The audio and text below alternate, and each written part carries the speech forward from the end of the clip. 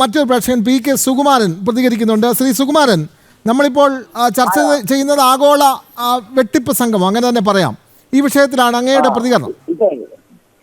ഈ CPM എന്ന് പറയുന്നത്, ഹലോ കേൾക്കാം ശ്രീ സുകുമാരൻ, തുടരാം. CPM എന്ന് പറയുന്നത് ആദ്യമല്ലോ അമ്പലത്തില് സഹാക്കന്മാരെ കയറ്റിയിട്ട് നടന്ന പാർട്ടിയാണ്.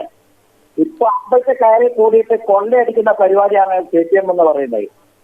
അവരെ എല്ലാ സ്ഥലത്തും പാർട്ടിന്റെ ആൾക്കാരൊക്കെ കയറി കൂട്ടിയിട്ട് അമ്പലത്തിലേത് എല്ലാം കൊള്ളയടിച്ച് നടക്കുന്ന പരിപാടിയാണ്.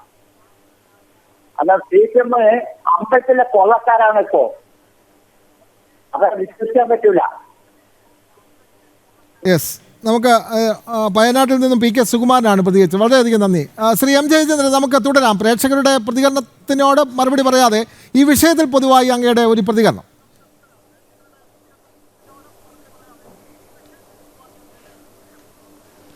അല്ല, ഞാൻ പ്രേക്ഷകരുടെ വിമർശനത്തിന് മറുപടി പറയല്ല. ഇത് വ്യക്തിപരമായി എനിക്കെതിരെ വന്ന ഒരു കാര്യത്തിന് ഞാൻ എൻ്റെ ഒരു അഭിപ്രായം പറഞ്ഞുള്ളേ ഉള്ളൂ, അല്ല വിശദീകരിക്കൊന്നും ആയിരുന്നില്ല. പിന്നെ താങ്കളുടെ ചോദ്യത്തിലേക്ക് വന്നാൽ ഞാനതാണ് പറഞ്ഞു വന്നതേ. മിനിഞ്ഞാന്ന് വരെ ഏതാണ്ട് ഒരു 5 തവണയായി ഈ വിഷയം മാത്രം, ഏതാണ് ഈ ആഗോള അയ്യപ്പ സംഗമത്തിൻ്റെ ഈ കണക്കുകളിൽ വന്നിട്ടുള്ള പൊരുത്തക്കേടുകളെ പറ്റിയുള്ള ചർച്ചകൾ പങ്കെടുത്തിട്ടുണ്ട്. ആ സമയത്തൊക്കെയും ഞാൻ പറഞ്ഞിട്ടുള്ളത്, ഒരു ഘട്ടത്തിൽ പിന്നെ ഒരു ചർച്ചയിൽ 1-2 ചർച്ചകളിൽ നന്ദു ഉണ്ടായിരുന്നു എന്ന് എനിക്ക് തോന്നുന്നു.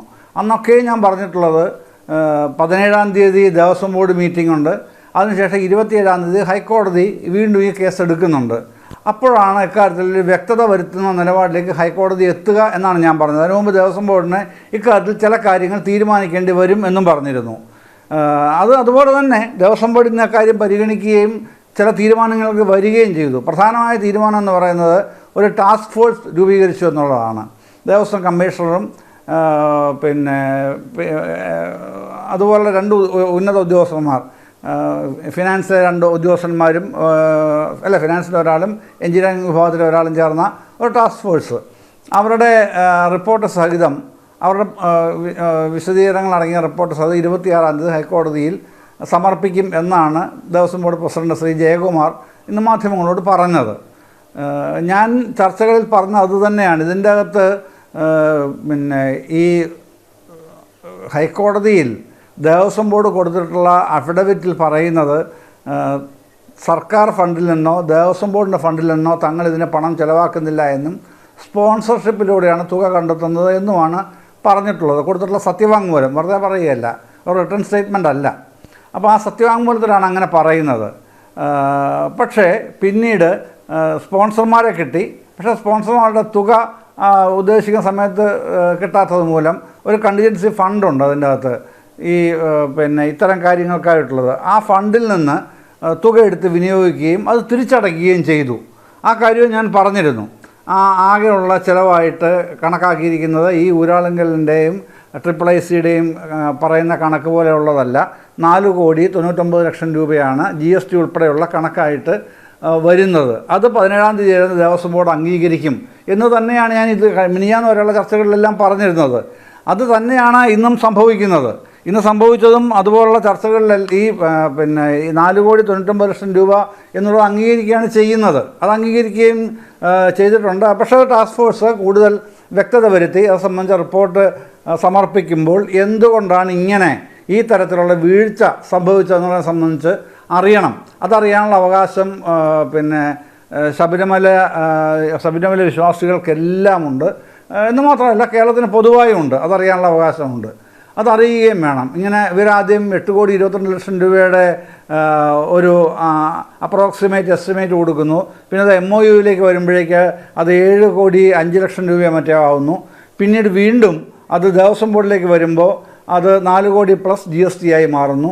എന്നിട്ട് ഒടുവിൽ ഈ ബില്ലുകളൊക്കെ സബ്മിറ്റ് ചെയ്ത് ഓഡിറ്റ് ചെയ്യേണ്ട വിജയ് അസോസിയേറ്റ്സ് ഓഡിറ്റ് ചെയ്തപ്പോഴേക്ക് ഓഡിറ്റ് ചെയ്ത് കഴിഞ്ഞു. അവർക്ക് കിട്ടുന്ന ഈ നടത്തിപ്പ് IIICയുടെ കൊടുത്തിട്ടുള്ള കോൺട്രാക്റ്റ് കക്ഷികളാണല്ലോ ഇവർക്ക് കൊടുക്കുന്നത് ബില്ലുകൾ.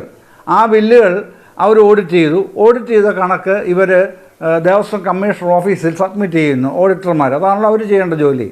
ആ കിട്ടിയ സംഗതികൾ അതുപാടെ, ഞാനതാണ് പറഞ്ഞത്, മിനിഞ്ഞാന്ന് വരെ ഞാൻ പറഞ്ഞുകൊണ്ടിരുന്നതാണ്, ഈ കിട്ടിയ പിന്നെ ഓഡിറ്റ് റിപ്പോർട്ട് അതുപാടെ ഒരു ക്രോസ് ചെക്കിങ് നടത്താതെ ദേവസ്വം കമ്മീഷണറുടെ ഓഫീസിലെ ഉദ്യോഗസ്ഥർ അതുപടി ദേവസ്വം സ്പെഷ്യൽ കമ്മീഷണർ കൊടുക്കുന്നു. അദ്ദേഹത്തിന് വേറെ ഒന്നും ചെയ്യേണ്ട കാര്യമില്ല, ചെയ്യാനുമില്ല. അവിടുന്ന് ദേവസ്വം കമ്മീഷണർ ഓഫീസിൽ നിന്ന് തരുന്ന റിപ്പോർട്ടാണ് ഓഡിറ്റ് റിപ്പോർട്ടാണ്. ആ ഓഡിറ്റ് റിപ്പോർട്ട് അദ്ദേഹം അതുപടി ഹൈക്കോടതിക്ക് സബ്മിറ്റ് ചെയ്യുന്നു. അദ്ദേഹത്തിൻ്റെ ഭാഗത്ത് നമുക്കൊന്നും ആരോപിക്കാൻ കഴിയില്ല, ഞാൻ ആരോപിക്കുകയില്ല. ദേവസ്വം സ്പെഷ്യൽ കമ്മീഷണറുടെ ഭാഗത്ത് ഏറ്റവും നീതിനിഷ്ഠനായ ഉദ്യോഗസ്ഥരുമാണ് അദ്ദേഹം. പക്ഷേ ചെയ്തത് ദേവസ്വം കമ്മീഷണർ ഓഫീസിലാണ്. ഉത്തരവാദിത്തപ്പെട്ട ജോലി എന്താണോ ആ ജോലി അവർ പിന്നെ വളരെ ഗുരുതരമായ വീഴ്ച വരുത്തി എന്ന് തന്നെയാണ് ഞാൻ പറഞ്ഞത്. ദേവസ്വം കമ്മീഷണർ ഓഫീസിലെ അതിൽ പ്രധാനപ്പെട്ട ഒരു ഉദ്യോഗസ്ഥനുണ്ട് എന്നും കൂടെ ഞാൻ പറഞ്ഞു. പിന്നെ ആ ഉദ്യോഗസ്ഥൻ്റെ പേര് പറയുന്നില്ല, തസ്തികയും പറയുന്നില്ല എന്നുള്ളതേ ഉള്ളൂ. ഇക്കാര്യങ്ങൾ ഞാൻ ജനൻ ടി വി തന്നെയാണ് ആദ്യം പറയുന്നത്, എന്നിട്ടാണ് മറ്റു ചാനലുകളിൽ പറഞ്ഞിട്ടുള്ളത്. ഇപ്പോഴും ഞാൻ പറയുന്നു, ആ ഉദ്യോഗസ്ഥൻ്റെ തസ്തിക പേര് ഇപ്പം ഞാൻ പറയുന്നില്ല, 27-ാം തീയതി പറയുകയും ചെയ്യാം. അതാണ് സംഭവിച്ചിട്ടുള്ളത്. ആ സംഭവങ്ങൾ അത് അതുപടി തന്നെയാണ് ഇന്ന് ദേവസ്വം ബോർഡ് പ്രസിഡന്റ് അക്നോളജ് ചെയ്യുന്നത്. അത് നമ്മൾ കോടിക്കണക്കിന് അയ്യപ്പ ഭക്തന്മാരുടെ പേരിലുള്ള പണം, കോടിക്കണക്കിന് രൂപ തോന്നിവാസം ചെലവഴിച്ചു. എന്നിട്ട് അതിൻ്റെ ഓഡിറ്റ് റിപ്പോർട്ട് കൃത്യമായി പരിശോധിക്കാത്ത ഉദ്യോഗസ്ഥൻ്റെ പേരിൽ മാത്രമാക്കി കുറ്റം വരുന്നു. നമുക്ക്